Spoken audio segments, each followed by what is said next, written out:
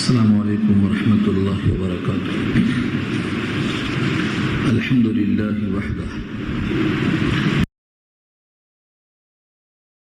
اعوذ باللہ من الشیطان الرجیم. بسم اللہ الرحمن الرحیم. واذکر عبدنا ایوب اذ نادى ربه انی مسنی الشیطان بحزن وعذاب اركض برجلك هذا مغتسل بارد وشراب ووهبنا له اهله ومثلهم معهم رحمة منا وذكرى لأولي الالباب وخذ بيدك ضغثا فاضرب به ولا تحنث انا وجدناه صابرا نعم العبد انه اواب الى اخر الايه. صدق الله العلي العظيم وصدق رسوله النبي الكريم ونحن على ذلك من الشاهدين والشاكرين. اللهم ألهمنا رشدنا وأعذنا من شرور أنفسنا. اللهم وفقنا لما تحب وترضى من القول والفعل والنية. رب اشرح لي صدري ويسر لي أمري واحلل عقدة من لساني يفقهوا قولي. آمين يا رب العالمين. محترم حضرات، معزز سامعین، محترم خواتین، اجماع اور بہنوں، میری بھائیوں، تلاوت کی ہوئی آیتیں سورہ صاد پارہ 23 آیت نمبر 41 سے بات شروع ہو رہی ہے. اب تک جو مضمون تھا اسی کا تسلسل ہے. یہاں سے سورت کا چوتھا رکوع شروع ہوگا اور پارے کا 13واں رکوع شروع ہوگا. کفار قریش کے سامنے جس طرح سے مختلف انبیاء کا تذکرہ کیا گیا، اب یہاں سے حضرت ایوب علیہ السلام کا تذکرہ کیا جا رہا ہے. حضرت ایوب علیہ السلام کا تفصیلی تذکرہ سورہ انبیاء میں آ چکا ہے. اس حصہ اس کا بطور مثال کے یہاں پیش کیا جائے گا تاکہ یہ معلوم ہو کہ صبر کرنے والوں کے لیے اللہ کے پاس کیسا انتظام ہے. ایوب کا صبر بہت مشہور ہے. شعراء آج تک صبر ایوب کی مثال دیتے ہیں. صبر ایوب کیا، گریہ یعقوب کیا، کیا نے تیرے ہجر میں محبوب کیا. تو یعقوب کا گریہ یعنی رونا، روتے روتے آنکھیں سفید ہو گئی تھی. اور ایوب کا صبر، اتنا طویل صبر کی مثالوں میں پیش کیا جائے لیکن کبھی انہوں نے شکوہ نہیں کیا. طویل مشقت میں، طویل بیماری میں کبھی اللہ کے سامنے شکوہ نہیں کیا، ہمیشہ شاکر ہی رہے. تو صبر ایوب کیا، گریہ یعقوب کیا، کیا نے تیرے ہجر میں محبوب کیا. یہ پوری بحثیں سورہ انبیاء میں آ چکی ہیں. اس کا کچھ حصہ اجمالاً یہاں بیان ہوگا اور اس کو بطور حوالے کے پیش کیا گیا ہے مکے والوں کے سامنے کہ دیکھو صبر کا انجام کیا ہوتا ہے، تاکہ نبی صلی اللہ علیہ وسلم کو بھی مکے والوں کی تکلیفوں پر صبر کرنے میں تسلی ہو. یہ مقصد ہے. وذکر، تذکرہ کیجیے، امر ہے، آرڈر ہے اللہ کا. وذکر، اور آپ تذکرہ کیجیے، یاد کیجیے. عبدنا، ہمارا بندہ ایوب. عبدنا میں جو نا ہے ہمارا، ایک تو ہے میرا بندہ عبدی، لیکن اللہ نے اپنی شان کے اظہار کے واسطے عبدی کے بجائے عبدنا، میرا بندہ نہیں ہمارا بندہ. یہ عظمت شان کا اظہار ہے. وذکر عبدنا، یاد کیجیے ہمارا بندہ ایوب کو. یہاں پر وقف لازم ہے، ٹھہر جاؤ کیونکہ اگلا مضمون الگ ہے. وذکر عبدنا ایوب، ہمارا بندہ ایوب، اس کا تذکرہ کرو مکے والوں کے سامنے تاکہ مکے والوں کی بھی آنکھ کھل جائے. اور آپ تذکرہ جب کریں گے تو آپ کو تسلی ہوگی کہ اللہ تعالیٰ نے ایوب کے ساتھ صبر کا صلہ کیا دیا. اذ نادى ربه، جب انہوں نے پکارا. یہاں سے اس واقعے کو شروع کیا. جب نادا، آواز لگایا، پکارا ربه اپنے رب. یہاں سے معلوم ہوا انبیاء نے ہمیشہ اپنے رب کو پکارا. تو پھر انبیاء نے جب رب کو پکارا ہے تو غیر نبی کو بھی رب کو ہی پکارنا چاہیے. کیا پکارا؟ انی مسنی الشیطان، کہ بے شک مجھ کو چھو گیا شیطان، بنصب، ایذاؤں کے ساتھ، وعذاب، اور تکلیفوں کے ساتھ. یعنی مجھ کو اس نے تکلیف پہنچایا، مجھ کو اس نے اذیت پہنچائی. دو لفظ ہے، انی بے شک مجھ کو، مسنی چھوا مجھ کو، الشیطان شیطان نے، بنصب تکلیف، وعذاب، اور عذاب کو تمہیں استعمال ہے. دو چیزوں کو رکھا ہے، دونوں کے دونوں تکلیف کے معنی میں آتے ہیں. بنصب و عذاب، یعنی ہم کو اس نے ایذا پہنچائی ہے اور تکلیف پہنچائی ہے. تکلیف کیسی پہنچایا تھا اس پر بہت واقعات لکھا ہے لیکن تقریباً غلط ہیں واقعات. جتنے واقعات یہاں نقل کیے گئے ہیں ان میں سے بیشتر غلط ہیں. ابن کثیر لکھتے ہیں کہ جس واقعے کی سند صحیح نہ ہو یہاں پر اس کو سوچ سمجھ کے لانا چاہیے. اور ایک بات کا لحاظ ہونا چاہیے کہ جو انبیاء کے شان کے خلاف ہو ایسے واقعات کو رد کر دینا چاہیے، خصوصاً جبکہ اس کی سند صحیح نہ ہو. ان تمام واقعات میں جو سب سے راجح ترین واقعہ ہے وہ نقل کرتے ہیں مفتی شفیع صاحب رحمۃ اللہ علیہ، اور وہ یہ ہے شیطان نے حضرت ایوب کی بیماری کے دوران، اور بیماری کسی کو بھی آ سکتی ہے، یہ بیماری بطور امتحان اور آزمائش کی تھی. جسم کے ہر حصے میں پھوڑا ہو گیا. صحیح یہی ہے کہ جسم کے ہر حصے میں پھوڑا ہو گیا، اور جب سارے جسم میں پھوڑا ہو جائے گا تو ظاہر ہے کہ پھوڑے سے پانی کا بہنا، اس میں سے رسنا، پیٹ کا بہنا، یہ عام بات ہے. اس کو لوگوں نے بڑھا چڑھا کر پیش کیا، لیکن اس میں کوئی شک نہیں کہ بیماری بہت طویل تھی. 1 سال 2 سال نہیں، کم سے کم 7 سال بیمار ہوئے. 7 سال، تو روایتیں 17 سال تک کی ہیں، لیکن سب سے کم ترین طبقہ زمانہ جو مدت بیماری کی ہے وہ 7 برس کی ہے. آدمی 2 مہینے 4 مہینے میں سوچنے لگتا ہے کہ کسی عامل کے پاس چلنا چاہیے، بہت گندی بیماری ہو گئی. اب 7 برس تک جسم میں پھوڑے رہے اور اس میں سے خون ٹپکتا رستا رہا، تو یہ تکلیف تھی. اس تکلیف کو وہ برداشت کرتے رہے. بیوی رحمت جو آپ کی بیوی تھی، انہوں نے آپ کے لیے بڑی کوششیں کی، محنت کرتی، کچھ کما کے لاتی، کھلاتی پلاتی. تفصیلی بات آ چکی ہے سورہ انبیاء میں، وہاں دیکھ لیں. ایک مرتبہ شیطان کو سوجی، وہ طبیب بن کے گھر میں آ گیا، کھٹکا مارا، بیوی رحمت دروازہ کھولا. اس نے کہا میں طبیب ہوں، میری کوئی فیس نہیں ہے، فری کام کرتا ہوں. اکثر فری کام والے ایسا ہوتے ہیں. دیکھو لوگ سمجھتے ہیں کہ بڑا مخلص ہوگا جو مفت کام کرتا ہے، بڑا مخلص ہوگا، پرانے ڈال کے آتا ہوگی. ہر آدمی جو فری کام کرتا ہے اس کا مخلص ہونا کوئی ضروری نہیں ہے. بعض دفعہ ایسا بھی ہوتا ہے، وہ پیسہ لینا محنت آنا کوئی بری چیز نہیں ہے، لیکن لوگوں کے مزاج میں یہ ہے کہ جو فری ہے بڑا مخلص ہے. بیوی نے کہا یہ تو فری علاج کرتا ہے، اچھا گھر میں آ جاؤ، آپ کی کوئی فیس نہیں ہے، علاج کر دو. کہا میرا محنتانہ اور میری فیس ایک ہی ہے کہ تم یہ کہہ دینا اچھا ہونے کے بعد کہ تم نے میرے مریض کو اچھا کر دیا، بس یہی میرا محنتانہ ہے، میں اس پر خوش ہوں. بیوی نے کہا تو خرچہ ورچہ کچھ بھی نہیں ہے، دنیا کا دیا کہ تم نے مجھے اچھا کر دیا. حالانکہ اچھا کرنے والا دوسرا کوئی نہیں ہے سوائے اللہ کے. اللہ نے اچھا کر دیا یہ بجائے کہنے کی تم یہ کہہ دینا کہ تم نے اچھا کر دیا بس ہے. حضرت ایوب علیہ السلام کو جب بیوی نے واقعہ بتایا تو انہوں نے کہا کہ وہ تو شیطان تھا طبیب بن کے آیا تھا, اور یہ تم نے اچھا کر دیا یہ کہنا ایمان چھیننے کے برابر ہے. کوئی بیمار کسی کے بس میں نہیں ہے, اللہ ہی اچھا کرتے ہیں, طبیب تو اللہ ہے. لہذا میں اللہ سے عہد کرتا ہوں اگر میں ٹھیک ہو گیا تو تجھ کو 100 قمچی ماروں گا. کیوں ماروں گا؟ کیونکہ تم نے اس کی طرف میلان ظاہر کر دیا علاج کرانے کا. میں اپنے اللہ سے یہ عہد کرتا ہوں کہ تم کو میں 100 قمچی ماروں گا. یہ ایک توحید پسند آدمی کے لیے بڑی غیرت کی بات ہے, اور ان کو تکلیف اس بات کی ہوئی کہ شیطان کو اتنا ہرس بڑھ گئی کہ میرے گھر میں پہنچ گیا شرک پیدا کرنے کے لیے. یہ ہے اصل تکلیف, بنسبت و عذاب, یہ تکلیف ہے, دل کی تکلیف ہے. اس بیماری کا تمام عرصہ انہوں نے جھیلا, کبھی شکوہ نہیں کیا, لیکن جب یہ تکلیف گھر میں آ گئی تو اللہ سے دعا کرنے میں لگ گئے. دعا تو پہلے سے بھی کرتے رہے وہ, لیکن اب دعا میں تضرع الہا, ایسی دعا جس پر اللہ کو فوراً ترس آ جائے, ایسی دعا شروع کر دیا. اللہ تعالیٰ نے فوراً ان کی دعا کو قبول کر لیا اور کہا ٹھیک ہے ارکض برجلک, جہاں ہو وہیں اپنے پاؤں کی رگڑ مارو. جیسے اسماعیل کے پیر کی رگڑ سے زمزم پیدا ہوا تھا, اللہ نے ایوب کے پاؤں کی رگڑ سے وہیں ایک بہترین چشمہ پیدا کر دیا. ارکض کے معنی پاؤں سے ایڑ لگاؤ. رکض ارکض کے معنی آتے ہیں ایڑ لگانا. گھوڑے پر بیٹھ کے جو آدمی ایڑ لگاتا ہے گھوڑے کو بڑھانے کی رفتار, وہ بھی ارکض ہی ہے, وہ بھی ایڑ لگانا ہے. کتنا آسان ہے. آدمی بیمار ہے جا نہیں سکتا, وہیں فرمایا وہیں پاؤں مارو وہیں چشمہ بھیج دیں گے. جیسے حضرت مریم کے لیے کھانے کے واسطے کہا دودھ کہاں جاتی ہو, جس پیڑ کو ٹیکا لگایا اسی کو ہلاؤ کھجور گرا دیں گے, پکی کھجوریں گر نہیں. اور کسی عورت کے بس میں کہا کہ جھاڑ ہلا دے, وہ جھاڑ ہلتا کیا عورت سے, ایک بہانہ ہے, تم ہاتھ لگاؤ ہم کو گرائیں گے گرے گی. تو اللہ کی قدرت ہے. قرآن شریف پڑھنے سے سمجھ کر پڑھنے سے یہ اندازہ ہوتا ہے کہ اللہ کی قدرت کیسی ہے, مگر ہم کو تو یقین آتا نہیں. ہم لوگ کیا کرتے ہیں, آنکھوں سے دیکھ کر, کان سے سن کر, ہاتھوں سے چھو کر, تب جا کے یقین آتا. اللہ ہر شے پہ قادر ہے. ہر صفحے کے اندر آپ پڑھتے ہیں وہ ہر شے پہ قادر ہے. جب ہر شے پہ قادر ہے تو پھر کسی چیز میں شبہ کرنے کی کیا ضرورت ہے, وہ جو چاہے کر سکتا ہے. تو قرآن کو سمجھ کر پڑھنے سے یہ معلوم ہوتا ہے کہ مریم کے لیے کھجور کو ہاتھ لگایا تو ہلا کے پھل گرایا, اور ایوب کے لیے پاؤں مارا تو چشمہ پیدا کر دیا, اور اسماعیل نے پاؤں کو رگڑا تو زمزم پیدا کر دیا. یہ ایک دو نہیں ہے, ایسا کلام پاک کھولتے جائیں گے تو آپ کو سینکڑوں ملیں. قدرت کا اظہار کیا تھا. بیوی کہیں گئی ہوئی تھی, آگے دیکھتی ہے تو وہاں مریض نہیں ہے. یہ ذکر سورہ انبیاء میں آ چکا. انہیں سے پوچھتی ہے کہ میرا یہ بیمار یہاں تھا کہاں ہے, تم نے کبھی دیکھا ہے کیا ان کو؟ وہ ہنستے ہیں, کہتے ہیں تمہارا بیمار تو میں ہی ہوں, ٹھیک ہو گیا. ان کے تبسم پہ انہوں نے سمجھا کہ میرا مذاق ہو رہا ہے. انہوں نے کہا مذاق مت کرو, میرا بیمار تو بہت بیمار تھا, اتنے دن سے بستروں پہ تھا, تم تو ہچے کچے ہو. انہوں نے کہا دیکھو میرے پاؤں کے پاس چشمہ ہے, یہ ہے میرا نہانے کا باتھ روم, یہ اللہ نے بنایا ہے, میں اس میں نہاتے ہی ایسا ہو گیا ہوں کہ تم مجھے پہچان سے انکار کر رہی. یہ اللہ کی قدرت ہے. ایسا تغیر, ایسا انقلاب کہ جو صبح شام ساتھ آنے والی بیوی ہے وہ ایک لمحے میں پہچان نہیں سک رہی. اتنا بڑا تغیر کیا اللہ نے. یہاں دیکھو فرمایا ارکض برجلک, رجل کے معنی پیر, اور کا ضمیر لوٹی ہے ایوب کی طرف. ارکض برجلک, اپنے پاؤں مارو, اپنے لات مارو. ہاذا, باؤں مارتا ہی کیا نکلا, ہاذا یہ ہے. یہ ہاذا کی ضمیر چشمے کی طرف لوٹتی ہے, جب ہاذا وہاں موجود ہے چشمہ, وہ پاؤں مارا چشمہ حاضر. ہاذا مغتسل, یہ تمہارا غسل خانہ ہے, تمہارے پاس چشمہ ہے. اور وہ کیسا ہے, بارد, ٹھنڈا ہے. وہ شراب, اور پینے کے لائق ہے. نمکین پانی نہیں ہے, صرف کباب ہو سکتے نہیں, شراب مشروب پینے کے لائق ہے. ایسا شیریں پانی جو پیا جا سکتا ہے اس میں تم نہاؤ. اور جیسے انہوں نے اس پانی کے اندر نہایا اور پیا, اندر باہر صاف صاف ہو گیا, صحت مند ہو گئے. اب صحت مند ہونے کے بعد خیال کیا آتا ہے, بچے ہوں, اولاد ہوں, اور پہلے سے جو مال تھا گھر ہو پھر سے آباد ہو. اللہ تعالیٰ نے ان تمام چیزوں کو فوراً عطا فرمایا. وَوَهَبْنَا لَهُ أَهْلَهُ, اور ہبا کر دیا ہم نے ان کو ان کا گھر بنا. اہل کے معنی بال بچے سب دے دیا, اور جتنا بال بچے تھے اتنا ہی دے دیا ہوتا تو برابر ہوتا. اس کا نام عدل ہے. لیکن اللہ کو فضل فرماتے ہیں. آگے فرمایا وَمِثْلَهُمْ مَعَهُمْ, اور جتنا ان کے گھر میں مال دولت بچے تھے اتنا ہم نے اور بھی دے دیا مزید. بیوی میں اضافہ, بچے میں اضافہ, مال میں اضافہ, برکت میں ہر چیز دے دیا ہم نے. جتنا تھا اس کا ڈبل کر دیا. وَمِثْلَهُمْ مَعَهُمْ, اور انہی کے برابر ان کے ساتھ اپنی طرف سے اور دیا. رحمت منا, یہ رحمت ہے ہماری طرف سے. ہم جب کسی کو آزمائش کے اندر ڈالتے ہیں اور وہ کامیاب نکلتا ہے تو ہم سے برابر نہیں دیتے, ہم نے رحمت سے مزید عطا فرماتے ہیں. رحمت منا, یہ رحمت ہے ہماری طرف سے. وہ ذکر اور نصیحت ہے, لیکن کس کے لیے, لأولی الالباب, عقل مندوں کے لیے. عقل مندوں کے واسطے کیا نصیحت ہے کہ صبر کرنے والا ایسا فیضیاب ہوتا ہے. یہ ہے نصیحت. جو اللہ پہ بھروسہ کرتا ہے اس کو اللہ ایسا عطا فرماتے ہیں, یہ نصیحت اس کے واسطے. وخذ بيدك ضغثا فاضرب به ولا تحنث. اب خطاب ہوتا ہے ایوب کی بیوی رحمت سے. یہ رحمت حضرت یوسف کے خاندان سے چلی آ رہی ہے. یوسف کی پوتری ہے بعض قول کے مطابق. ان سے براہ راست اللہ نے خطاب کیا ہے کہ اپنی بیوی کو تم نے جو مارنے کا فیصلہ کیا تھا, کیونکہ ان کا کوئی قصور نہیں ہے, وہ تمہارے علاج کے لیے بہت متفکر تھی اور طبیب سمجھ کر گھر میں لائی, ان کا کیا قصور ہے. تم نے جو اپنی منت مان لی ہے 100 کوڑے مارنے کی, اس کو مارنا ہی ہے. اپنی قسم پوری کر لو, قسم توڑ کے گنہگار مت ہو, لیکن ایک ترکیب کرو کہ ایک سینکوں کا 100 سینکوں کا مٹھا اپنے ہاتھ میں لے لو. قطر جس کو آپ بولتے ہیں 100 سینکیں. سینک نہیں ماروں آپ کو تو جھاڑو مارتے ہیں نا, جھاڑو مارنے کی کئی قسمیں ہوتی ہیں. پھر تو جھاڑو آپ مارتے ہیں, یہ کہتے ہیں یہ فلاں قسم کا جھاڑو ہے, یہ فلاں قسم کا جھاڑو. ایک جھاڑو ایسا آتا ہے جس میں سینک ہوتی ہے, سینک استعمال ہوتی ہے. اس کی 100 سینکیں اس کے اندر رکھ لو اور اپنے ہاتھ سے لے کر کے اس بیوی کو مار دو. 100 بار مارنے کے بجائے ایک بار مارو, اور ایسا مارو کہ 100 سینکیں جسم کو لگ جائیں.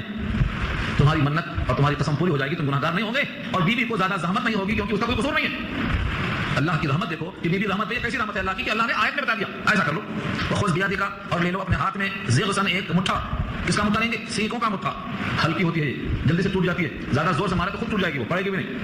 ہلکی مار پڑتی ہے, اور یہ ہلکی مار بھی بہرحال مار ہے. فاغلب به، اس سے مارو اس کو، ولا تحنس، اور قسم توڑ کے گناہگار مت ہو۔ حانس ہونا قسم توڑنے کو کہتے ہیں، اگر کوئی قسم کھا کے قسم توڑ دیتا ہے تو وہ حانس ہوتا ہے، گناہگار ہوتا ہے، اسی سے حانسا بنا ہے قسم کو توڑنا۔ ولا تحنس، قسم توڑ کے گناہگار مت ہو، جھوٹے مت ہو۔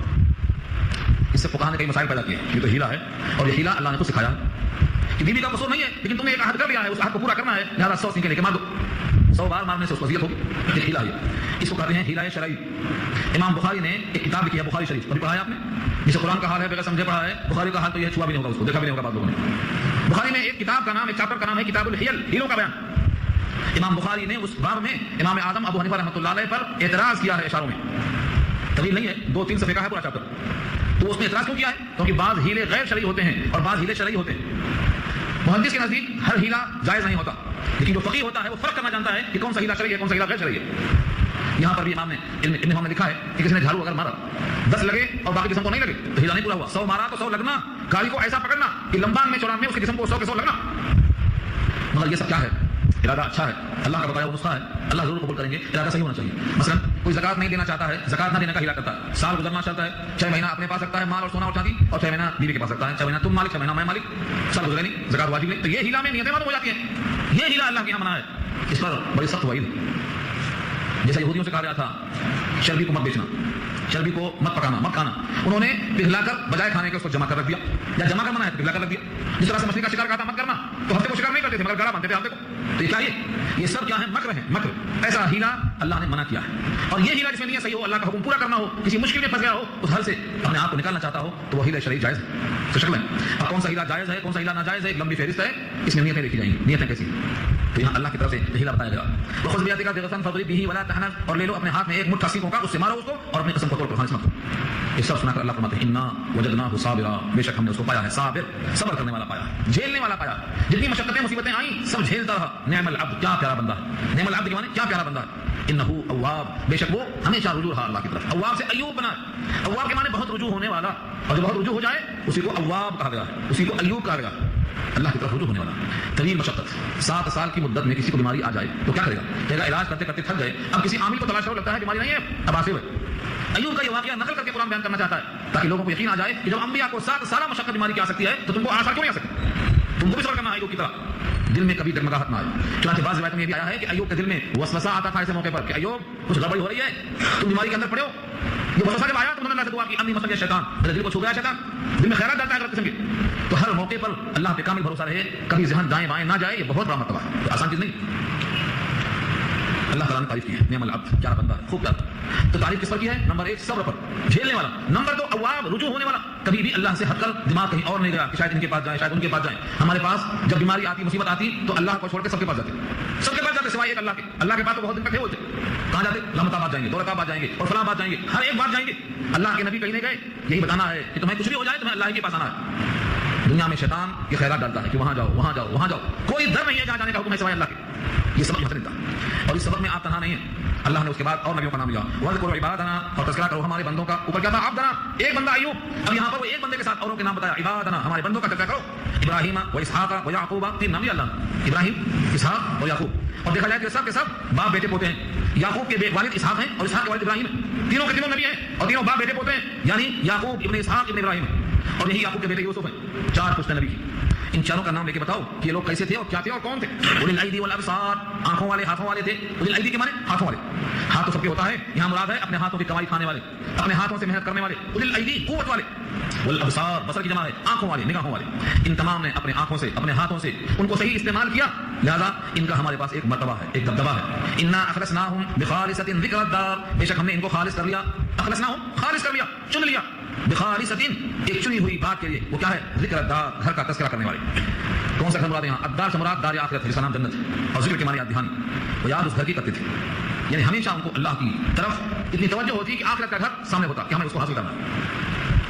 ہم نے امتیاز دیا ان کو ایک چنی ہوئی بات کا، وہ یاد اس گھر کی ہے، یعنی جنت کی۔ وَإِنَّهُمْ عِندَنَا، اور بے شک وہ لوگ ہمارے نزدیک، لَمِنَ الْمُصْطَفَيْنَ الْأَخْيَارِ، مصطفینہ کے معنی آتے ہیں منتخبہ، مصطفیٰ سے مصطفین تسنیہ اور مصطفین جمع، مصطفیٰ کے معنی سلیکٹڈ، منتخبہ، چنندہ، جن کو اللہ نے ساری کائنات سے چن لیا۔ اللہ تعالیٰ نے ساری کائنات میں سے کس کو چنا؟ ان کو مصطفیٰ کہا۔ ساری دنیا میں سے عرب کو، اور عرب میں سے بنی کنانہ کو، اور کنانہ میں سے قریش کو، اور قریش میں سے بنی ہاشم کو، اور ہاشم میں سے محمد مصطفیٰ صلی اللہ علیہ وسلم۔ یہ کیا ہے؟ مصطفیٰ، اس کی جمع ہے مصطفین۔ مصطفین کے معنی آتے ہیں چنا ہوا، مصطفین الاخیار، اخیار خیر سے جمع ہے پسندیدہ نیک لوگ، یہ سب کے سب ہمارے نزدیک چنے ہوئے ہیں، پسندیدہ ہیں، سلیکٹڈ بندے ہیں۔ اور وذکر اور تذکرہ کرو اسماعیل والیسع وذل کفل، تذکرہ کرو اسماعیل کا اور یسع کا اور ذل کفل کا۔ یہاں اسماعیل کا تذکرہ ابراہیم کے ساتھ نہیں کر کے الگ کیوں کیا؟ کیونکہ نبوت کی دو شاخیں چلی ہیں، ابراہیم کے ایک بیٹے اسحاق ہیں، ان کے بیٹے یعقوب ہیں، ان سے یوسف ہیں اور موسیٰ ہیں، سلسلہ چلا ہے، اور ایک بیٹے ابراہیم کے اسماعیل ہیں، ان سے سید الانبیاء پیدا ہوئے ہیں، تو دو شاخیں چلی ہیں، اسی واسطے حضرت اسماعیل کا ذکر الگ کیا۔ اور یسع کون ہے؟ ان کا تذکرہ قرآن میں دو دفعہ آیا، ایک یہاں ایک سورہ انعام میں، لیکن وضاحت نہیں سوائے نام کی، اور حدیث میں بھی کوئی صاف وضاحت نہیں آئی۔ بعض لوگوں نے کہا ہے کہ الیاس علیہ السلام کے چچیرے بھائی ہیں، دونوں کا زمانہ ایک ہے، الیاس کے بعد اللہ نے یوسف کو مقرر کیا اسی کام پر۔ ذل کفل کا تذکرہ تھوڑا سا ہم نے کیا سورہ انبیاء میں، وضاحت وہاں آ چکی ہے۔ ذل کفل بھی اللہ تعالیٰ کے بڑے خاص بندے تھے، بڑے اہم بندے تھے، ان کی خوبیاں کیا تھیں؟ بہت صبر کرتے تھے، بہت جھیلتے تھے، ہمیشہ رجوع تھے اللہ کی طرف، ان کے کئی واقعات وہاں آ چکے ہیں۔ ان تمام نیک بندوں کا تذکرہ کرو، وہ کل من الاخیار، اور سب کے سب پسندیدہ ہیں، اخیار خیر کی جمع ہے، یہ سب کے سب چنندہ ہیں، پسندیدہ ہیں، اور سب کے سب خوبیوں والے ہیں۔ ھذا ذکر، یہ تذکرہ ہے، یہ نصیحت ہے، یہ سبق ہے کہ جن کو ہم نے پسندیدہ کہا ہے ان کی خوبیاں کیا تھیں؟ صبر کرنا اور رجوع کرنا اللہ کی طرف، ان کے اچھے ہونے کی خاص پہچان ہے۔ تم بھی اگر اللہ کے ہاں اخیار میں شامل ہونا چاہتے ہو، صالحین میں شامل ہونا چاہتے ہو، تو تم بھی ہر موقع پر صبر کرو، ہر موقع پر رجوع کرو اللہ کی طرف، اللہ سے غیر کی طرف رجوع نہیں کرو، چھوٹا کام ہو یا بڑا کام۔ حضور نے کیا فرمایا؟ اگر جوتے کا تسمہ بھی مانگنا ہے تو اللہ سے، جوتے کا تسمہ بڑی چھوٹی بات ہے، ہم لوگ بولتے ہیں کہ یہ چھوٹا کام کیسے اللہ سے کہیں؟ نہیں، چھوٹا کام بھی تو وہی کریں گے، اللہ تو کفیل ہے، اللہ تو وکیل ہے، اللہ تو ولی ہے، ان ولی اللہ، حضور نے کہا میرے ولی تو اللہ ہے، ان ولی اللہ الذی نزل الکتاب وهو يتولى الصالحین، جتنے نیک لوگ ہیں ان کا ولی کون ہے؟ اللہ ہے، تو ہمارا ولی وہ ہے، ہمارا کارساز وہ ہے، تو جوتے کا تسمہ بھی ہم اللہ سے مانگیں گے، ہم اپنی چھوٹی سے چھوٹی بڑی سے بڑی ہر چیز اللہ سے مانگیں گے، کیونکہ حضور نے کہا اذا سألت فاسأل اللہ، جب مانگا تو اللہ سے مانگنا، جب اللہ سے مانگنے کا حضور نے حکم دیا ہے، کیا اللہ دینے پر قادر نہیں ہے؟ کیا اللہ اس بات پر قادر نہیں ہے؟ جب اللہ کی قدرت میں ہر چیز ہے اور شفقت میں وہ کامل ہے، رحمت میں وہ کامل ہے، تو ہم اس کو چھوڑ کر یہاں کیوں جائیں؟ یہ سوال کیا۔ ھذا ذکر، یہ تذکرہ ہے، یہ جو بات مذکور ہو چکی ہے یہ تو دنیا کے لیے ہے، اب سنو آخرت میں ان کا کیا انجام ہے۔ وَإِنَّ لِلْمُتَّقِينَ لَحُسْنَ مَآب، اور بے شک متقیوں کے لیے، ڈرنے والوں کے لیے، لحسن مآب بہترین ٹھکانہ، حسن کے معنی عمدہ، اور مآب کے معنی لوٹ کر آنے کی جگہ، آبا یعقوب سے مآب بنا ہے لوٹ کر آنے کی جگہ، بہترین ٹھکانہ، بہترین لوٹ کر آنے کی جگہ متقیوں کے واسطے بنایا۔ کیا ہے ٹھکانہ؟ جنات عدن، سدا رہنے کے باغات، جنات، جنت کی جمع ہے باغات، مگر باغات بھی کبھی سوکھ جاتے، نیچے پانی نہیں آیا، پتھر آ گیا، تو میں جنات عدن، سدا رہنے کے باغات، وہ باغات ہمیشہ باغات ہی رہیں گے، نہ درخت گر جائیں گے، نہ درخت سوکھ جائیں گے، نہ درخت بوڑھے ہو جائیں گے، نہ درخت پرانے ہو جائیں گے، جنات عدن، ہمیشہ رہنے کے باغات۔ عدن کے معنی جنت کا ایک نام ہے، اور بعض کہا جنات عدن کے معنی ہمیشہ کی باغ، سدا باغات، مفتحتن، کھلا ہوا، لہم، ان کے لیے، الابواب، دروازے، جنت کے اندر جانے کے بعد دروازے بند ہیں، چابی لاؤ، ڈھونڈنا، کس کے پاس چابی، کہاں چوکیدار، کچھ نہیں، مفتحتن لہم الابواب، دروازوں کے لیے ہمیشہ کھلے، مفتح، دروازے کھلے ہوئے، پہلے سے دروازے کھلے ہوئے ہونا یہ استقبال ہے، جانے کے بعد کھڑا کر دیا، چہرہ کی چابی لایا، تالا کھولا، یہ کھڑا کر کے تالا کھولنا یہ توہین ہے۔ سورہ زمر کا آخری رکوع دیکھنا انشاءاللہ، سورہ زمر کے آخر میں کیا ہے؟ متقیوں کو لایا گیا تو دروازے کھلے ہوئے ہیں، اور کافروں کو لایا تو کھڑا کرنے کے بعد دروازے کھولے جا رہے ہیں۔ جہنم کا دروازہ بھی جہنمیوں کو کھڑا کر کے کھولا جانا یہ ان کی توہین کے لیے، اور متقیوں کے واسطے دروازہ پہلے سے کھلا رہنا یہ ان کے اکرام کے لیے، دروازہ کھلا رکھنا چاہیے، جس کو بلائے ہیں مہمان کو آنے کے بعد انتظار نہیں، آنے کے بعد استقبال ہونا چاہیے، فرمایا دروازے ان کے لیے کھلے رہیں۔ متقین فیہا، تکیہ سے ہے متقین، تکیہ مانے ٹیکا لگانے کی چیز، اگر تکیہ روئی کا ہے تو بھی تکیہ ہے، اور اگر کسی انسان پر آپ کو بھروسہ ہے تو وہ بھی آپ کا تکیہ ہے، ٹیکا لگانے کی چیز۔ ایک شاعر کہتا ہے جن پہ تکیہ تھا وہی پتے ہوا دینے لگے، تو کیا مطلب ہوا؟ جن پہ بھروسہ کیا تھا، بھروسہ کھو دیا، آئند ٹائم پہ غائب ہو گئے، آئند ٹائم پہ غائب ہو گئے، تو کیا کہتے ہیں؟ جن پہ تکیہ تھا وہی پتے ہوا دینے لگے، تو مطلب کیا ہوا؟ ٹیکا لگائیں گے سمجھے تھے، مطلب وہاں ٹیکا نہیں ہے، ہوا ہے، کہاں لگانا ہاتھ؟ تو محاورہ یہ، یہاں مراد کیا ہے؟ متقین، ٹیکا لگائے ہوئے، تکیہ لگائے ہوئے، فیہا، اس باغ میں، یدعون فیہا، اور منگواتے ہوں گے اس میں، یدعون فیہا، دعوت سے، پکارنا، بلانا، یہاں ایسا نہیں پکارا ہے کہ جیسے بیلے کو پکارتے ہیں ادھر آؤ، سورہ یونس میں یہ بات آ چکی ہے، جب جنتی کو کوئی چیز منگانا ہوا، دل میں خیال گزرے گا تو کہے گا سبحانک اللہم، پاک ہے اللہ کی ذات، جیسے سبحانک اللہم زبان سے نکلے گا وہ چیز سامنے رہے گی جس کا وہ تقاضا کرے گا، اڑتا ہوا پرندہ دھن کے سامنے آ جائے گا، جو دل میں خواہش پیدا ہوئی سبحانک اللہم بولتے ہی وہ چیز سامنے ہوگی، یہ گویا اس کا بٹن ہوگا، یہ ہے یدعون، یہاں پر پکاریں گے، اس میں کیا کہیں گے؟ سبحانک اللہم کہیں گے، بفاکہۃ کثیرۃ، بہت سارے میوے، وشراب، اور مشروبات، جنت کی 4 نہروں کا ذکر تو بارہا آ چکا ہے، ان نہروں کے علاوہ اللہ نے بعد مشروبات رکھا، ان کا ذکر کیا اللہ نے سورۃ الدہر میں، پینے کی بہت سی چیزیں رکھا، شراب ہے، شہد ہے، دودھ ہے، پانی ہے، اور اس کی میونی زنجبیل سے ہے، اور بہترین چشمے ہیں، الگ الگ قسم کی چیزیں، یہ سب اللہ نے انتظام کیا، یہ سب منگائیں گے، یدعون فیہا بفاکہۃ، منگائیں گے اس میں بہت سے میوے، فاکہہ کی صفت کیا ہے؟ کثیرہ، بہت سارے میوے، وہ شراب اور مشروبات، یہ اللہ نے کیوں سنایا ہے؟ دل میں شوق پیدا کرنے کے لیے، ورنہ ہم جب شراب سنتے ہیں تو یہ بوتل سامنے آتی ہے، کالی والی، کالی بوتل جسے پی کے آدمی ڈگمگاتا ہے، ہوش کھو دیتا ہے، یہ وہ شراب نہیں ہے، سر میں درد ہو، سر ٹکرائے، پیٹ میں درد ہو، دیوانگی آ جائے، نہیں، وہاں کی شراب تو شرابن کا ہوگی، کہاں صاف ہوگی، لیکن انسان کی مجبوری ہے، اس کو دیکھا ہی نہیں ہے، اسے کیسے سن سکتا ہے، تو اس واسطے کہا گیا وعندهم قاصرات الطرف اتراب، اور ان کے پاس ہوں گی نیچی نگاہ والیاں، قاصرات، قاصرات قصر سے مانا، اور اور کثیر کہتے ہیں پستہ قد کو، اور پستہ قد کا مطلب چھوٹے قد کا آدمی ہوتا ہے. تو یہاں مراد ہے نیچی نگاہ والیاں، ان کی نگاہ اوپر اٹھتی نہیں، چھوٹی نگاہ اٹھتی، اوپر نہیں دیکھتی ہو، یعنی کسی غیر کو نہیں دیکھیں گی، جن کو اللہ نے ان کے لیے بنایا ہے انہیں کو دیکھیں گی. بس یہ ہے قاصرات. اور اطراف کے معنی نگاہ، نیچی نگاہ والیاں. اطراف الف تے رے الف بے، اطراف جس کے معنی آتے ہیں ہم عمر، ہم جولی. اگر عورت اور مرد دونوں کی عمر برابر ہو تو لذت اور تلاعب میں زیادہ اضافہ ہوتا ہے. اس واسطے حدیث میں آتا ہے ایک صحابی نے شادی کیا تو حضور نے پوچھا، حضرت جابر کا واقعہ، شادی تم نے کس سے کیا ہے؟ کنواری سے کیا ہے؟ فرمایا نہیں، کنواری سے نہیں کیا، بلکہ وہ عورت بیوہ ہے، بڑی عمر کی ہے. کہا تم نے ایسا کیوں کیا؟ کہا میرے 7 بہنیں ہیں، میں نے چاہا کہ وہ 7 کے برابر ہو کر کے گھل مل جائے، نہیں بلکہ ان کی دیکھ بھال کرے، نگرانی کرے، ان کو بتائے کہ عورتوں کے آداب کیا ہیں، ان کے مسائل کیا ہیں، ان کی تربیت کے واسطے مجھے مربیہ کی ضرورت تھی، تو میں نے اس واسطے بڑی عمر کی شادی کیا. تو حضور نے ان کا عذر قبول کر لیا. لیکن اس عذر کو اس اظہار سے پہلے حضور نے کیا کہا تھا کہ تم نے شادی کو کم عمر سے کیوں نہیں کیا؟ وہ تم سے کھیلتی، تم مجھ سے کھیلتے. ہاں تلاعب کا، تم مجھ سے کھیلتے ہو، تم سے کھیلتی. کیوں ایسا کہا؟ کیونکہ ہم عمر ہونے سے یہ ایک فائدہ ہوتا ہے. یہاں سے اخذ کیا شارحین نے کہ ہم عمر ہونے کا فائدہ زیادہ ہوتا ہے، لیکن شرط نہیں ہے. کم عمر لڑکی بھی ہو سکتی ہے اور کم عمر شوہر بھی ہو سکتا ہے. خدیجہ سے حضور کا نکاح ہوا تو حضور 25 سال کے، خدیجہ 40 سال کی ہیں. پھر حضور کا نکاح ہوا عائشہ سے تو حضور 52 سال کے ہیں، 6 سال کی ہیں. تو اس میں کوئی چیز شرط نہیں ہے، مشروط نہیں ہے. لیکن لفظ اطراف سے اخذ کیا ہے کہ ہم عمر ہونا، ہم جولی ہونا اچھا ہے. هذا ما توعدون، یہ وہ تمام چیزیں ہیں جس کا تم سے وعدہ کیا گیا ہے، لیوم الحساب، حساب کے دن کے لیے. جب حساب کا دن آئے گا تو حساب ملے گا متقیوں کو. ان هذا لرزقنا ما له من نفاد، بے شک یہ ہے ہمارا رزق. رزق کے معنی روزی کے بھی آتے ہیں اور رزق کے ساتھ جو لوازمات ہیں، ضروریات ہیں، وہ بھی شامل ہیں. چنانچہ یہاں آپ نے دیکھا رزقنا فرمایا، یہ ہمارا رزق ہے. اس کو کہا اوپر کی تمام چیزوں کو فرمایا، یعنی ہم عمر، عورتیں، مشروبات اور بہترین میوے اور جتنی نعمتوں کا ذکر کیا گیا، ان تمام کو اشارہ کیا یہ ہمارا رزق ہے، یعنی ہمارا انتظام ہے، یہ ہماری عطا ہے. ما له من نفاد، نہیں ہے ان کے لیے فنا ہونا. نفاد، نفدا کے معنی کوئی چیز کا ختم ہونا. اللہ نے فرمایا سورہ نحل میں ما عندکم ينفد وما عند الله باق، جو تمہارے پاس ہے وہ فنا ہو جائے گا، جو اللہ کے پاس ہے وہ باقی رہے گا. یہاں اللہ نے فرمایا ما له من نفاد، اس کو فنا ہونا نہیں ہے، کبھی ختم نہیں ہوگا. جنت کی نہریں کبھی خشک نہیں ہوں گی، وہاں کے درخت کبھی سوکھے نہیں ہوں گے، وہاں کی کوئی چیز کبھی ختم نہیں ہوگی. ما له من نفاد، اس کے لیے ختم ہونا کبھی نہیں ہے. هذا معنی خود هذا، لے لو یہ باتیں، یاد رکھ لو یہ نصیحتیں. اور آگے آپ سنو وَإِنَّ لِلطَّاغِينَ لَشَرَّ مَآب. اب تک متقیوں کے واسطے کیا تھا؟ اب متقیوں کی ضد کون ہے؟ طاغین، سرکشی کرنے والے. طغا، سرکشی کیا فرعون نے، انہو طغا، سرکشی کیا. اس سرکشی کرنے والے کو طغا فرمایا. طاغین جمع ہے سرکشی کرنے والے، اور سرکشی کا ترجمہ اردو میں کیا ہے؟ سرکشی فارسی لفظ ہے، سر کو اونچا کرنا، خطرے کے نشان سے اوپر آ جانا، اپنے حدود سے آگے بڑھ جانا، یہ سرکش کہلاتا ہے. جیسے فرعون نے کہا مجھ کو بندگی کرو، مجھ کو خدا سمجھو، یہ کیا اس کی سرکشی. اللہ نے فرعون کے واسطے کہا انہو طغا، سرکشی کیا. بندہ خود ہے اور لوگوں کو اپنا بندہ بنا رہا ہے، یہ سرکشی ہے. تو جتنے سرکش لوگ ہیں ان تمام کے واسطے کیا ہے؟ لشر مآب، بہترین ٹھکانہ.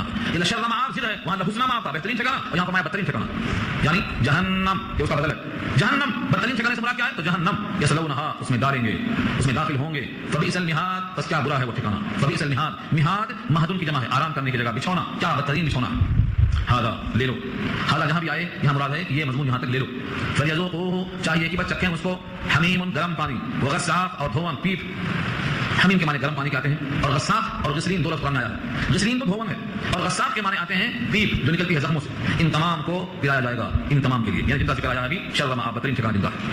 وآخر من شکلہ ازواج، آخر ایک ہے آخر، آخر معنی تو لاسٹ، آخری چیز کو. لیکن جب آخر آئے تو دوسری اور بھی چیزیں بہت ہیں. آخر دوسری اور بہت سی چیزیں، من شکلہ، اسی کی شکل میں، اسی کی طرح میں. ازواج، کئی جوڑے، کئی قسم کی چیزیں ہیں. زقوم ہے، غسلین ہے، اور بھی بہت سی چیزیں ایسی ہیں جو ان کے علاوہ ہیں کھانے اور پینے کی، جس کو انسان کھائے گا تو ہضم نہیں کر سکے گا، گلے سے اتار نہیں سکے گا. آخر من شکلہ ازواج، کچھ اور بھی اسی کی شکل کی ہیں، بہت سی ساری چیزیں، جوڑے. ھذا فوج، یہ ایک فوج ہے، مقتحم، دھنستی آ رہی ہے، معکم، تمہارے ساتھ. ھذا فوج مقتحم معکم، یہ ایک فوج ہے دھنستی آ رہی ہے تمہارے ساتھ. لا مرحبا بہم، ان کے واسطے کوئی خوشخبری نہیں. لا مرحبا، لا لگا کر کیا کر دیا؟ مرحبا نہیں، یعنی خوش آمدید نہیں، ہاں ویلکم نہیں، یہ مطلب ہے لا مرحبا کا. لا مرحبا بہم، ان کو کوئی خوشخبری نہیں، ان کو جگہ نہ ملے. انہم صالوا النار، یہ داخل ہونے والے ہیں آگ میں. جب یہ آگ میں داخل ہوں گے تو پہلے سے جو موجود ہیں وہ ان کے لیے کیا الفاظ استعمال کریں گے؟ جانے والے کیا کہیں گے، آنے والے کیا کہیں گے، ہر ایک دوسرے پر کیا کہے گا؟ قالوا، بولیں گے، بل انتم، بلکہ تم ہی ہو، لا مرحبا بکم، تمہارے واسطے کوئی مرحبا نہیں، تمہارے واسطے کوئی خوش آمدید نہیں. انتم قدمتموہ لنا، تم ہی تو ہو جس نے ہمارے واسطے اس کو مقدم کر دیا تھا، تم نے ہی ہم کو تباہ کیا. قدمتموہ، تم نے مقدم کر دیا ہمارے سامنے اس کو. فبئس القرار، بس کیا برا ہے ٹھکانے کی جگہ، کیا بری ہے وہ ٹھکانے کی جگہ. اب وہ تمام کے تمام آپس میں جھگڑا کریں گے.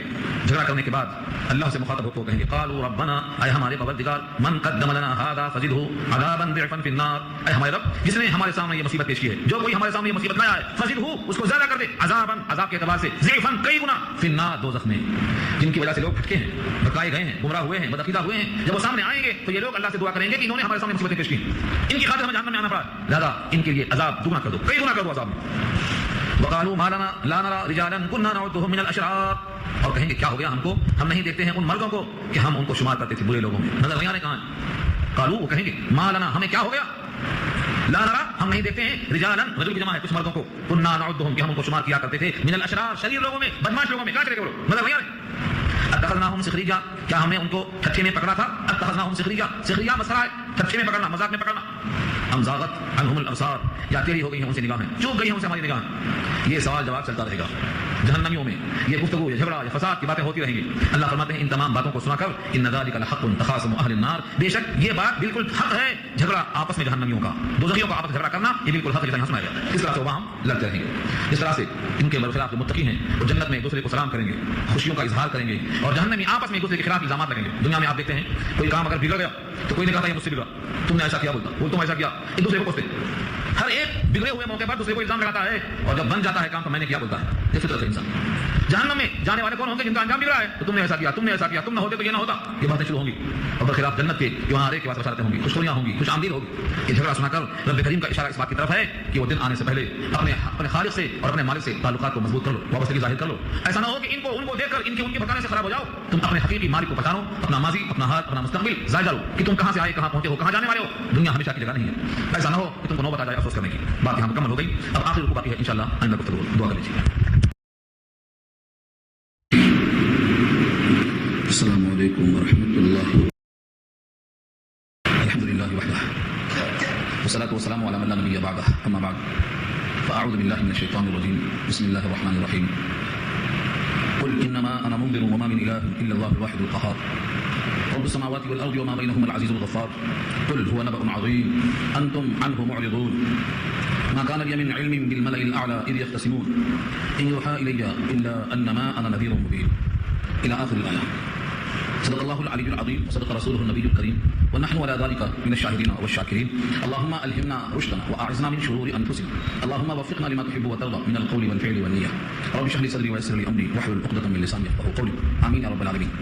محترم حضرات معزز سامعین محترم خواتین میری ماں و بہنوں میرے بھائیوں آج کی گفتگو کا عنوان ہے سورہ صاد پارہ 23 بالکل آخری رکوع ہے سورت کا. یعنی سورہ صاد کا یہ آخری رکوع ہے آیت نمبر 65 سے لے کر 88 تک. 88 کا مطلب 88. آج یہ مکمل رکوع آپ کے سامنے پیش کیا جائے گا. جو حضرات شروع سے ہیں ان کو معلوم ہے کہ سورہ صاد میں توحید رسالت کا اس بات اور مختلف طریقے سے نبی صلی اللہ علیہ وسلم کی رسالت پر دلائل پیش کیے گئے ہیں. آج کی گفتگو میں بھی رسالت کا اس بات ایک نئے ڈھنگ سے کیا گیا. شروع میں تو بتایا گیا کفار قریش سے بطور اطلاع کہ آپ یہ کہہ دیجیے کہ میں ایک منذر ہوں ڈرانے والا اللہ کی طرف سے پیغام سنانے والا. قل آپ کہہ دیجیے انما انا منذر. منذرون یہ نبی کی صفت ہے صفاتی نام ہے. اس کے معنی ہے ڈرانے والا ڈر سنا دینے والا. اور انما کے معنی اس کے سوا اور کچھ نہیں بس یہی صرف یہی یہ انما کا ترجمہ ہے. تو انا کے معنی میں قل انما انا منذر کہہ دو اس کے سوا اور کچھ نہیں کہ میں تو ہوں ڈر سنا دینے والا. اور وہ یہ ہے وما من الہ الا اللہ اس کے سوا اور کوئی معبود نہیں. وما من الہ نہیں ہے کوئی معبود الا مگر اللہ جس کی صفت یہاں ہے الواحد القہار. واحد کے معنی یکتا اور قہار کے معنی غلبہ پانے والا دباؤ والا. قہار کے معنی غلبہ. تو وہ ایک اللہ ہے جو سب پر غالب ہے دباؤ والا قدرت والا. یہ ہے اصل پیغام جو سنانا ہے. اسی پیغام کو سنانے کی وجہ سے آپ کو منذر کہا گیا. کفار قریش نبی صلی اللہ علیہ وسلم کی رسالت میں شک کرتے تھے اور اس شک کا علاج مختلف انداز سے کیا گیا.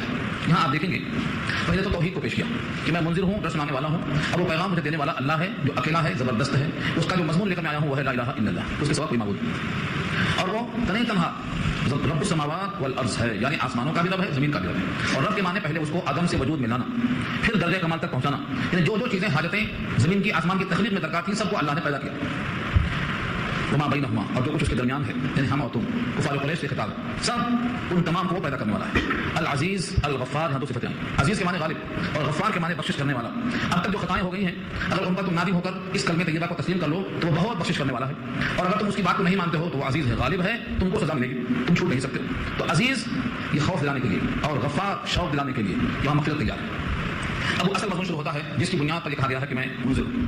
قل آپ کہہ دیجیے ہوا نبأ عظیم وہ بہت بڑی خبر ہے. ایک بہت بڑی خبر نبأ کے معنی خبر اور نبی خبر دینے والا اور عظیم اس کی صفت ہے. کہا وہ بڑی خبر ہے اور وہ بڑی خبر سے تمہیں واقف ہونے کے بجائے انتم عنہ معرضون تم تو اس سے اعراض کر رہے ہو تم تو اس سے چلا رہے ہو تمہارے دھیان میں وہ ہے ہی نہیں. بڑی خبر کیا ہے میں سناتا ہوں. اب یہاں سے ملائے اعلیٰ کی خبر سنائی جا رہی ہے. خبر تو آگے آ رہی ہے لیکن اس سے دلیل کیسے پکڑی گئی رسالت پر وہ پہلے سن لیجیے تاکہ سمجھ میں آئے. ملائے اعلیٰ جو فرشتوں کی محفل ہے اس میں جو بات چیت ہوئی ہے اللہ سے اور فرشتوں سے آدم کے سلسلے کی اس گفتگو کو زمین پر رہنے والا کیسے سنا رہا ہے. اللہ نے یہ کہا تو فرشتوں نے یہ کہا. وہ جو مکالمہ اور مباحثہ ہے میں مکے میں زمین پر تمہارے سامنے کیسے پیش کر رہا ہوں؟ میں تو تھا نہیں ملائے اعلیٰ پہ، نہ مجھے وہاں کا کوئی علم آنے والا ہے، نہ کوئی ایسا شان میں ہے جو ملائے اعلیٰ کی خبر دے سکتا ہوں، لیکن میں ملائے اعلیٰ کی پوری گفتگو پورا محادثہ من وعن جو کا تم پیش کر رہا ہوں. یہ دلیل ہے کہ میرے پاس وہاں سے پیغام آتا ہے. اسی پیغام لانے کی بنیاد پر یہ واقعہ تم سے میں نقل کر رہا ہوں. اور جو وہاں سے پیغام بھیجتا ہے اس بھیجنے والے کا نام اللہ ہے، جو لے کے آتا ہے اس کا نام جبریل ہے، اور مجھ تک جو پیغام پہنچتا ہے میں پیش کرتا ہوں یہ رسالت ہے. اس طرح سے توحید، رسالت اور پیغام لانے والے فرشتے کا ثبوت فراہم کرنا مقصود ہے تاکہ ابھی تم ہوش میں آ جاؤ. آخر میں فرشتوں کا اور ابلیس کا یہ تذکرہ کرنے کے بعد ایک اور پیشین گوئی ہے کہ جس طرح سے ابلیس نے محض ہٹ درمی اور ضد کی بنیاد پر انکار کیا تھا، مکے والے بھی ضد کی بنیاد پر انکار کریں گے. تو جو اس ضدی کا انجام ہوا ہے یہاں پر ضدی کا بھی انجام وہی ہوگا. یہ بتانے کے واسطے یہاں پر یہ واقعہ دوبارہ لایا گیا ہے. قرآن کریم میں کوئی واقعہ دوبارہ جو لایا جاتا ہے تو اس کا ایک مقصد ہوتا ہے. صرف واقعہ ڈبل لائے جانے کا کوئی مقصد نہ ہو، ایسا نہیں ہے. سورۃ بقرہ میں واقعہ آ چکا ہے ابلیس کا اور آدم کا، یہاں پھر کیوں لایا گیا؟ یہاں بطور استدلال کے لایا گیا. اب لفظوں کو دیکھیں. ما کان لی من علم، میرے پاس کوئی علم نہیں تھا، کوئی خبر نہیں تھی. بالملأ الاعلی، ملأ اعلی کی. ملعون کے معنی محفل، یہ جو بیٹھے ہوئے لوگ ہیں یہ ملعون ہے، یہ محفل ہے. لیکن یہ ملأ اعلی نہیں ہے، اسفل ہے، زمین پر بیٹھے ہیں. جیسے فرشتے بیٹھے ہیں اللہ کے پاس عرش بری پر، وہ ملأ اعلی ہے. یہ زمین پر بیٹھنے والے ملأ اسفل ہے، مگر یہ بھی ملعون ہے. ملعون کے معنی محفل. فرمایا میرے پاس کوئی علم نہیں، کوئی خبر نہیں تھی ملأ اعلی کی. اذ یختصمون، جب وہ جھگڑ رہے تھے. یختصمون یہاں پر کہا ہے اختصام کے معنی جھگڑا کرنا. بھلا کس کی مجال جھگڑا کرے اللہ سے؟ لیکن شکل کے اعتبار سے اللہ نے کہا میں انسان کو پیدا کرنے والا ہوں، فرشتوں نے کہا ان کو پیدا کریں گے، یہ تو خود آئیں گے زمین میں جھگڑا کھڑا کریں گے. تو یہ جو مکالمہ ہے بظاہر لگتا ہے کہ مباحثہ ہے، جو شکل لگتا ہے کہ جھگڑا ہو رہا ہے.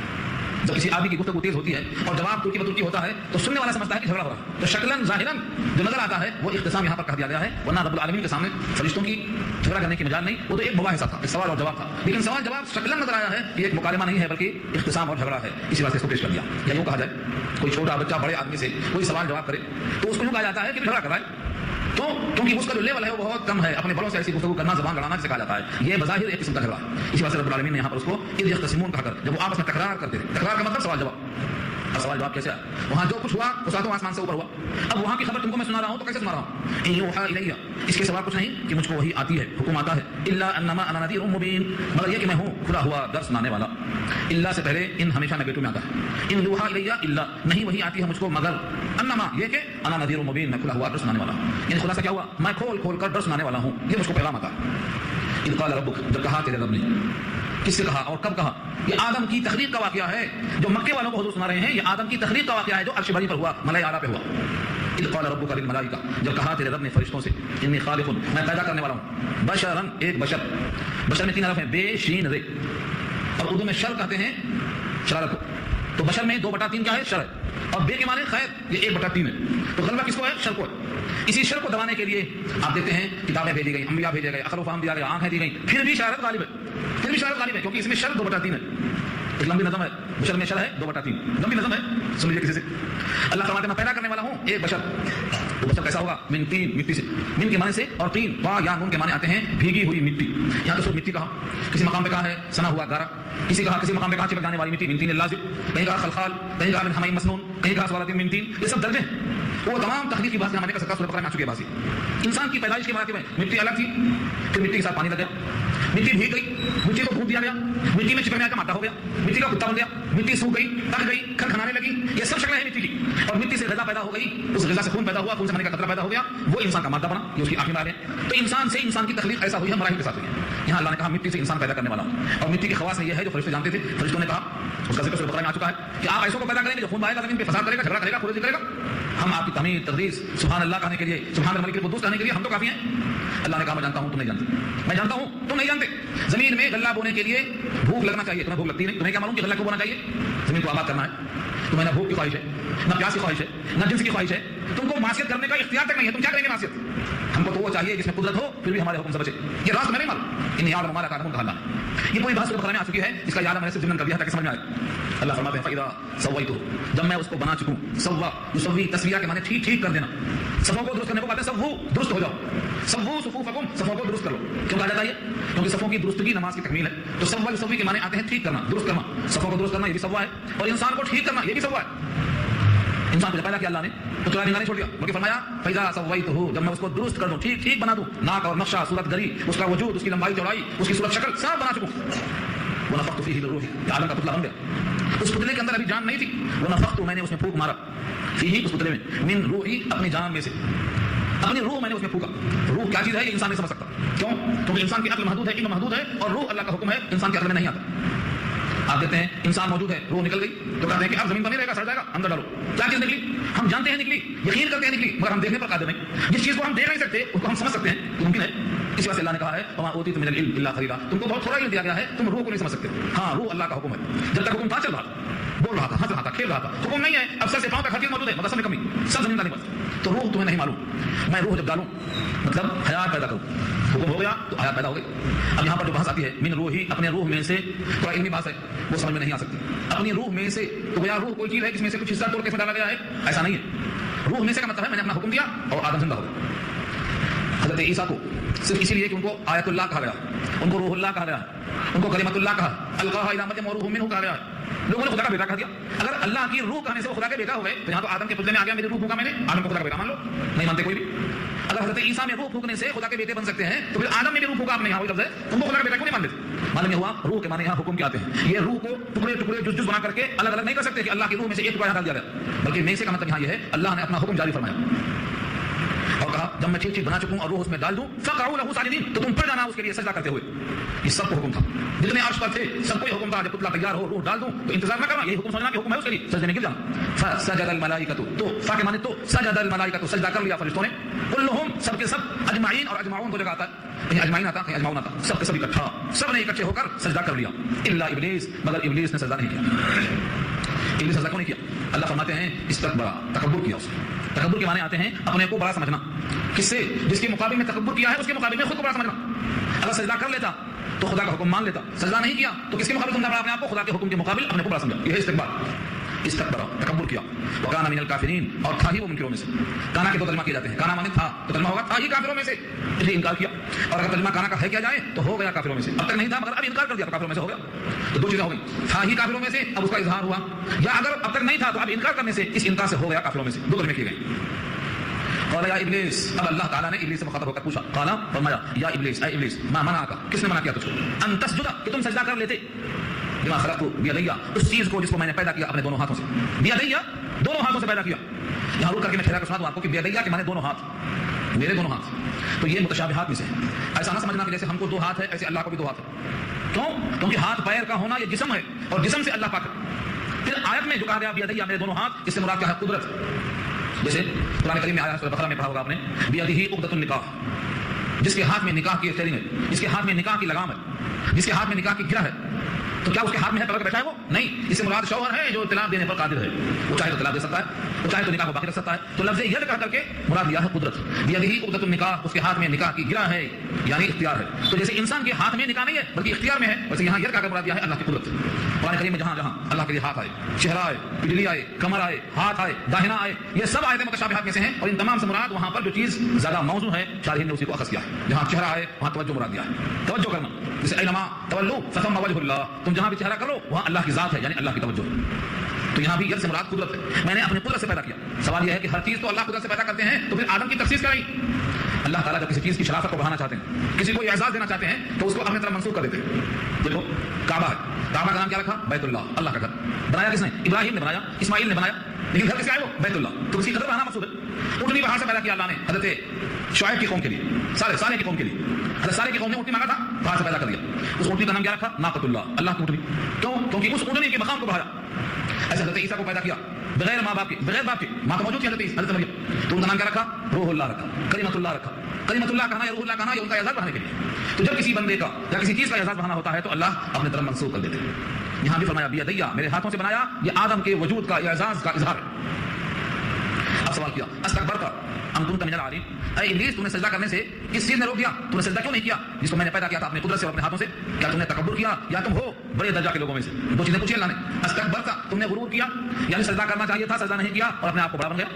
ام یا کنت من العالین، تھا تو بلند لوگوں میں سے کہ تجھ کو ایسا حکم دینا زیبا نہیں تھا، تجھ کو یہ حکم پسند نہیں آیا، تو اتنا بڑا تھا کہ اتنا چھوٹا حکم کہ تو سجدہ کر لے، تیری بڑائی کے خلاف تھا. دو میں سے ایک بات ہوگی. ابلیس کہتا ہے دوسری بات صحیح ہے، میں نے تکبر نہیں کیا بلکہ میں تو آگ سے پیدا ہوا ہوں اور یہ مٹی سے پیدا ہوا ہے، لہٰذا میں بلند ہوں، سجدہ ان کو مجھے کرنا چاہیے نہ کہ میں ان کو کر دوں. یہ دوسری بات صحیح ہے کہ میں برتر ہوں اور یہ حکم میرے واسطے مناسب نہیں تھا، یہ بولنا چاہتا. قال انا خیر منہ، کہا میں بہتر ہوں اس سے.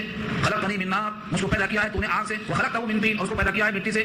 مٹی کو اوپر پھینکیں گے تو بھی نیچے آئے گی اور آگ کو گڑھے میں چلائیں گے تو اوپر جائے گی. آگ میں بلندی ترفع ہے اور مٹی میں پستی اور ذلت ہے، لہٰذا دوسری بات صحیح ہے کہ میں بلند درجے کا ہوں، میری تخلیق بلند چیز سے ہوئی ہے، لہٰذا مجھ کو سجدے کا حکم دینا یہ درست نہیں تھا. یہ کیا ہے؟ یہ عقل ہے. مردود ہو گیا. یہاں سے معلوم ہوا جہاں اللہ کا حکم صراحتاً آئے, رسول اللہ کا حکم جہاں صراحتاً آئے, وہاں آدمی کو اپنی عقل استعمال نہیں کرنا چاہیے. اگر کوئی اپنی عقل استعمال کرے گا حکم الہی کے باوجود تو وہ ایسا ہی مردود ہوگا جس طرح یہاں مردود ہوا. اس کی بات میں غلطی کہاں ہے؟ واقعی مٹی سے تھا, واقعی آدم کو اللہ نے مٹی سے پیدا کیا ہے اور مٹی میں پستی ہے, اور واقعی وہ آگ سے پیدا ہوا, آگ میں بلندی ہے, تو اس کا مقام بلند ہونا چاہیے. تو عقل درست ہے اس کی بات. غلطی کہاں سے ہو رہی ہے؟ غلطی یہاں سے ہو رہی ہے کہ اس نے اللہ کے حکم کے ہوتے ہوئے اپنی عقل کا استعمال کیا, یہاں سے مردود ہو گئی. لہذا توحید کے نام پہ لوگ اپنی عقل کا جو استعمال کرتے ہیں, توحید کے نام پر اپنی عقل کا استعمال کرتے ہیں, یہ نری توحید اس سے خطرناک ہوتی ہے. یہ توحید نہیں تو کیا ہے؟ ابلیس نے کہا اے اللہ تیرے حکم کے باوجود میں سجدہ صرف تیرا ہی کروں گا, تیرے غیر کا سجدہ نہیں کروں گا. یہ توحید ہے, نری توحید ہے. لیکن یہ توحید عقل کی بنیاد پر ہے, اس لیے مردود ہے. تو نری توحید نہیں چاہیے, وہ توحید چاہیے جو رسول اللہ کے حکم کے تابع ہو, سنت کے مطابق ہو, وہ توحید چاہیے. قال فخرج منها, اللہ نے کہا نکل یہاں سے. اخرج, نکل یہاں سے. منہا سے مراد یہاں سے یعنی جنت سے نکل.